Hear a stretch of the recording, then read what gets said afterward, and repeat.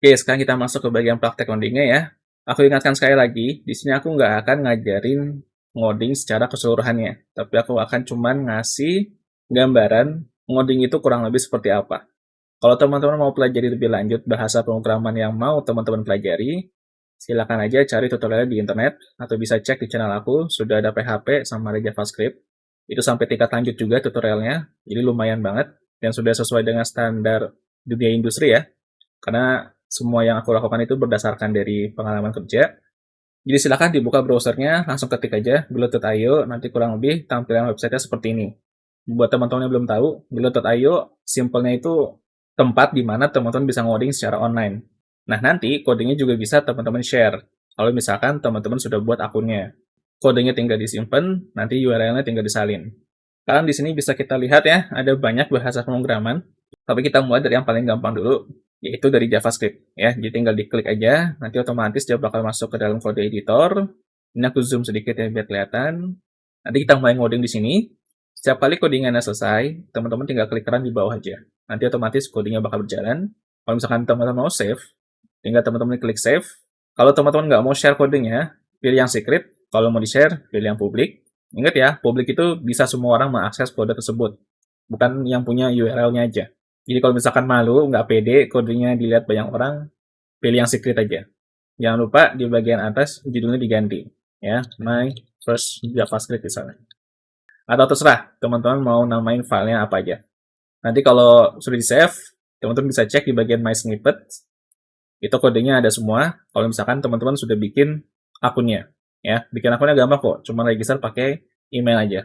Oke, sekarang kita balik ke kode editornya. Kita mulai ngoding di sini. Baru ada konsol aja ya.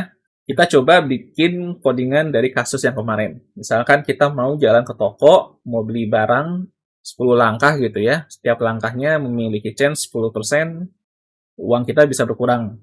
Jadi kelihatan kayak main game gitu ya. Kita bikin variabel dulu di sini, red jumlah uang.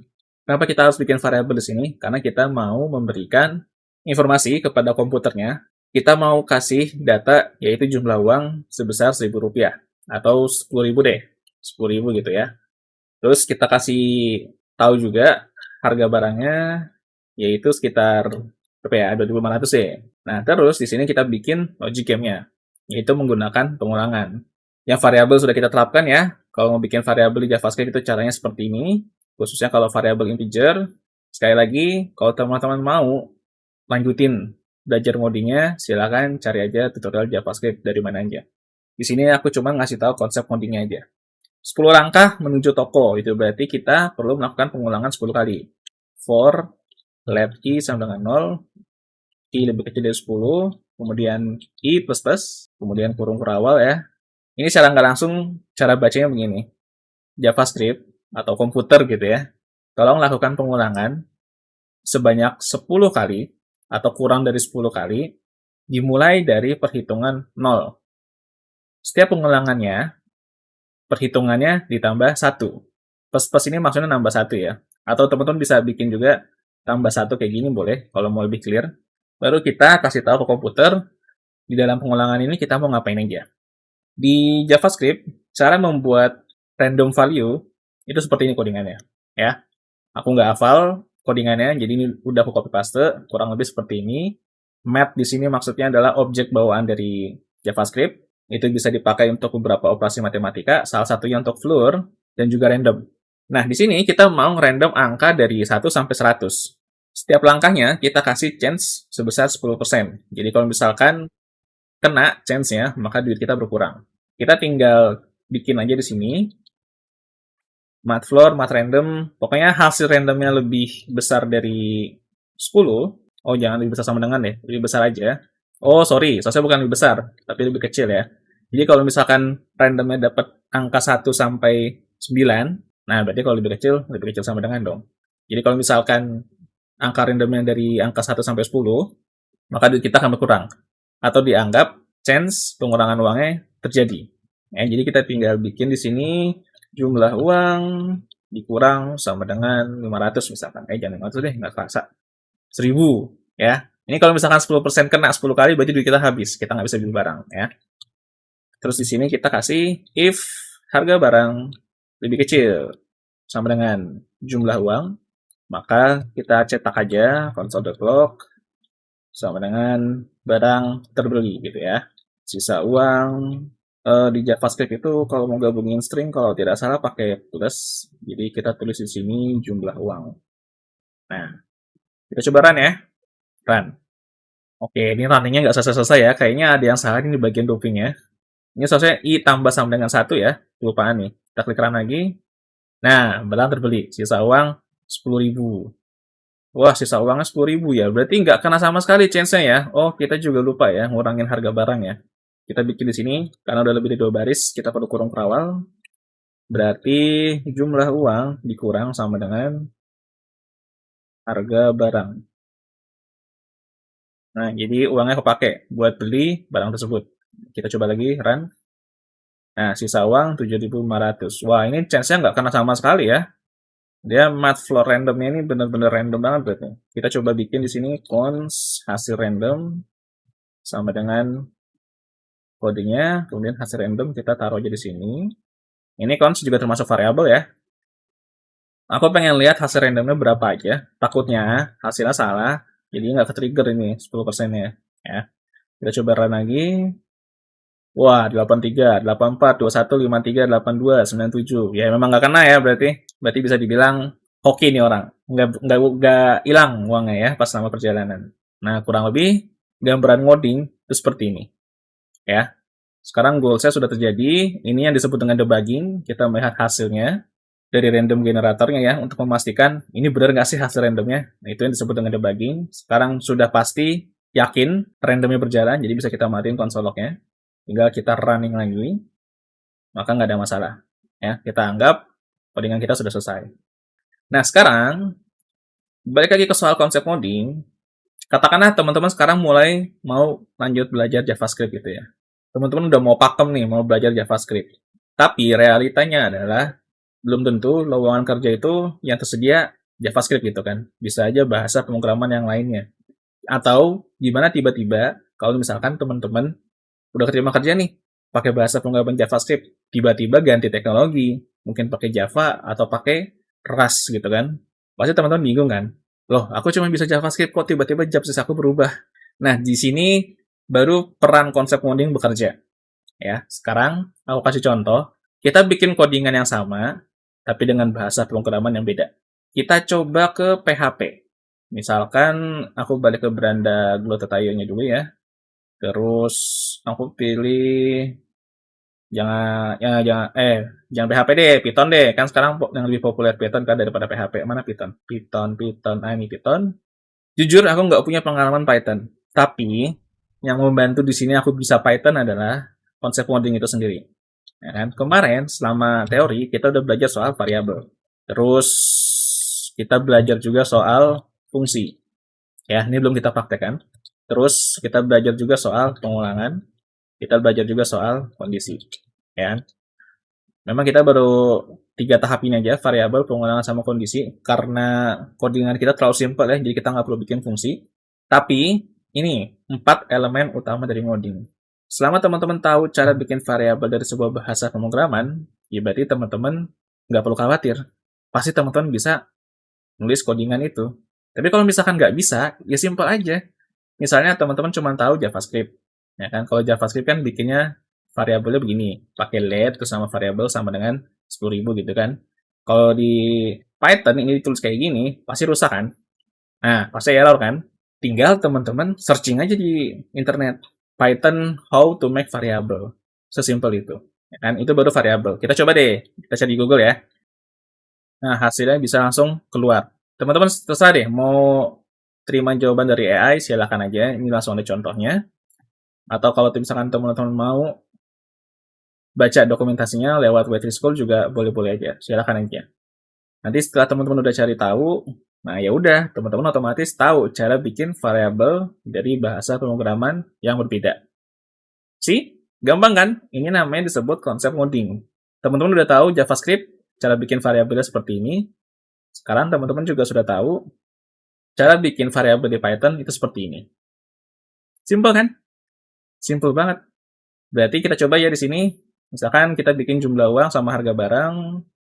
Di sini berarti nggak pakai let, ya, tinggal jumlah uang aja. Kita coba run, udah hilang errornya. Simple kan? Sekarang kita coba geser ke PHP.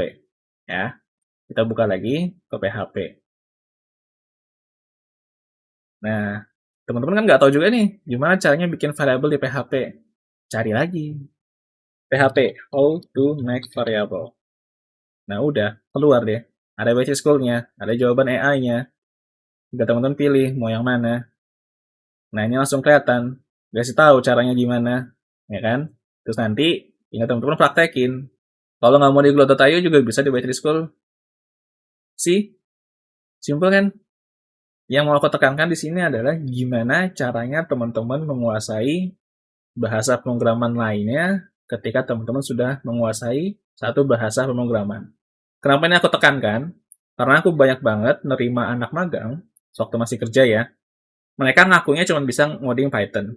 Tapi ketika dikasih tugas PHP, mereka nggak bergerak sama sekali tuh, berhari-hari. Karena mereka ngerasa nggak bisa PHP. Padahal semudah ini kalau misalkan teman-teman memahami konsep ngoding. Nah, konsep coding itu sebetulnya ada apa aja? Sebenarnya cuma ada 4 poin ini aja, variabel, pengulangan, kondisi, sama fungsi. Seperti itu. Sekarang kita coba kode JavaScript ini kita ubah ke Python. Ya, aku perlu looping 10 kali. Ya udah, tinggal cari aja. Kayak lagi di Google misalkan Python for loops. Nah, ini langsung ada di Basic School. Nah, ini ada caranya. Ini tinggal copy paste aja, ya kan? Terus pindahin ke sini. Udah selesai. Ini namanya looping. Tapi ya belum. Ini kan belum disesuaikan kodenya. Kita bikin dulu variabelnya, misalkan harga barang sama ya 2500. Terus for x in fruits, print x. Ini for-nya maksudnya variabelnya pakai i aja, jangan pakai x. In 10 ya. Terus kita nggak ngeprint di sini, tapi kita perlu random generator di sini. Random generator. Cari lagi di Google karena aku juga nggak tahu caranya gimana. Nah, di sini ada basic school ya. Kalau misalkan teman-teman maunya basic school ya silakan aja. Nah, ini ada rank, tapi kita perlu import dulu. Ya udah, tinggal kita import aja. Taruh sini, ini kita copy paste aja deh, semua deh. Ya kan? Taruh di sini. Import harus paling atas ya. Nah, udah deh. Tinggal ini random rank-nya kita taruh sini. Ya, terus Python itu nggak pakai kurung kurawal ya penulisannya ya. Kalau teman-teman mulai belajar bahasa pemrogramannya, atau nggak cuman copy paste kayak aku tadi, benar-benar dibaca baca schoolnya, pasti teman-teman ngeh perbedaannya antara JavaScript dengan Python. Ya, jadi jangan 100% nyontoh yang aku lakukan di sini. Kalau misalkan teman-teman nanti mulai coba belajar, baca dulu, jangan langsung copy paste. Oke? Sekarang randomnya udah dapet, kita bikin kondisi if random rank lebih kecil sama dengan 10, berarti ini enggak dari 1 sampai 10 aja ya, tapi sampai 100. Ini kasih spasi biar enak dibaca. Terus titik 2, kita tinggal bikin jumlah uang kurang sama dengan kurang berapa tuh tadi yang di JavaScript? 1000 ya, kurang 1000. Terus kita bikin kondisi lagi untuk pembelian barangnya ya. Sini aku hapus, nggak usah deh, biar teman-teman paham ya. If harga barang lebih kecil sama dengan jumlah uang, maka gimana nih cara nyetaknya nih di Python? Kalau nggak salah dia print. Print barang terbeli. Sisa uang. Nah, aku nggak tahu nih cara ngeprint di Python gimana. Kalau di JavaScript kan tinggal di plus gini ya. Nah, aku nggak tahu.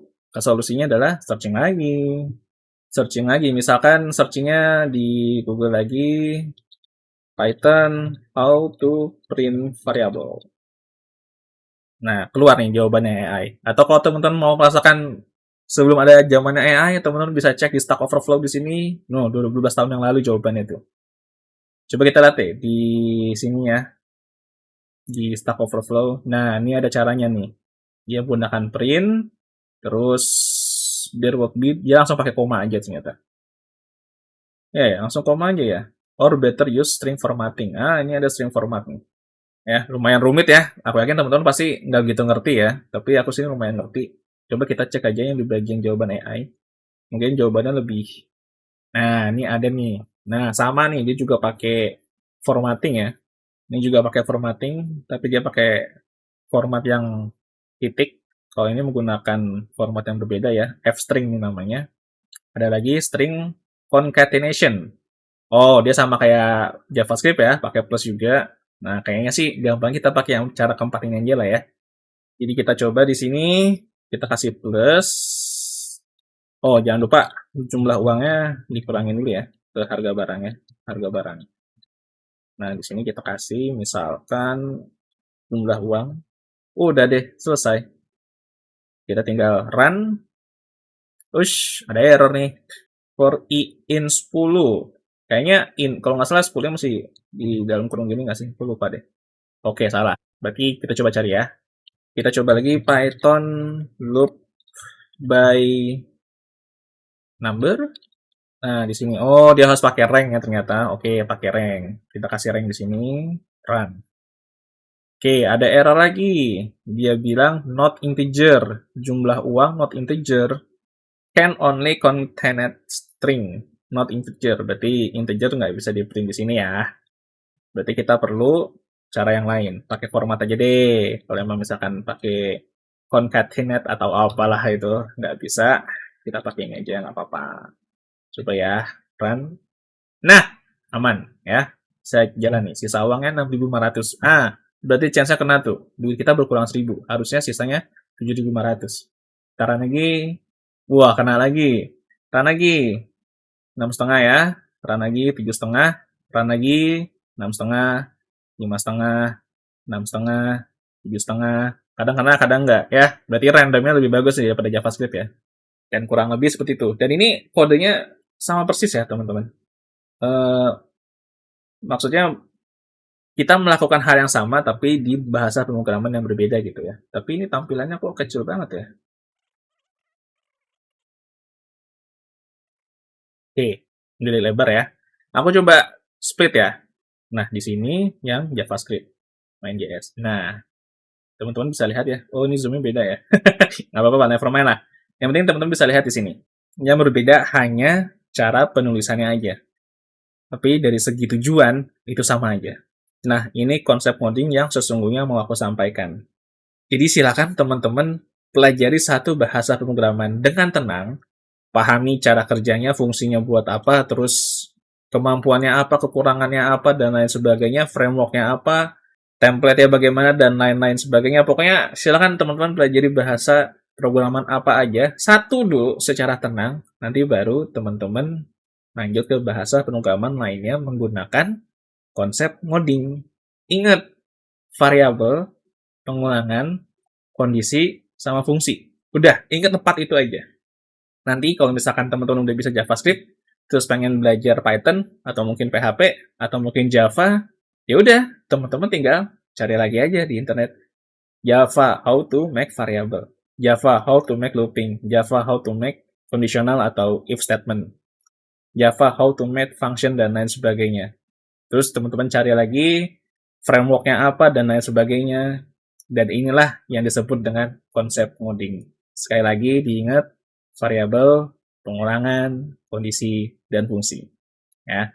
Jadi seandainya nonton di sini adalah mahasiswa ataupun teman-teman yang udah lulus atau mungkin yang masih sekolah, SD, SMP, SMA, nggak ada alasan buat teman-teman tidak bisa menguasai bahasa pemrograman lebih dari satu. Ya, tapi kalau misalkan ada HRD di sini yang memaksakan karyawannya atau bawahannya supaya bisa bahasa pemrograman yang lainnya dengan gaji yang sama, maka Anda kejam. Harus saya bilang kejam. Jadi tolong-tolong ya, ini materi ini diutamakan untuk memang yang mau belajar, bukan untuk nge-abuse karyawan supaya karyawan bisa kerja jadi Superman, menguasai banyak bahasa pemrograman dengan gaji rendah. Enggak, tujuan aku nggak ke situ. Jadi kalau misalkan ada HRD menggunakan konsep ini atau menggunakan video ini untuk melakukan abusing tersebut, ya ya nggak tahu lah, terserah Tuhan lah mau diapain orang itu. Jadi itu ya buat teman-teman, inilah yang disebut konsep modding. Fokus ke satu bahasa pemrograman dulu. Ingat variabel, pengulangan, atau looping, kondisi, atau if statement, fungsi, atau function.